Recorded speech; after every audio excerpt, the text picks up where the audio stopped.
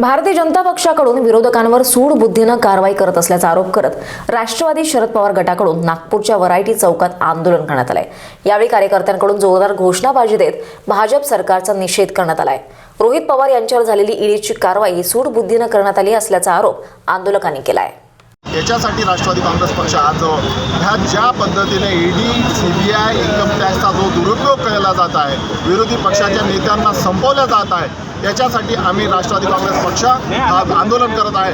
आणि पुढेही जोपर्यंत हे ईडी, सीबीआयचा दुरुपयोग थांबवत नाही केंद्र सरकार, तोपर्यंत आम्ही सतत राष्ट्रवादी काँग्रेस पक्ष आंदोलन करत राहील। रोहित पवारांवर जाणूनबुजून ईडीची कारवाई केली जात आहे। संघर्ष यात्रा त्यांची जोरदार होती, त्यामुळे होत आहे काही हे नक्कीच आहे की ह्या सगळ्या सूड भावनेने ह्या जो प्रयोग केला जात आहे, विरोधी पक्ष संपवण्याचा एकमेव राजकारण आहे।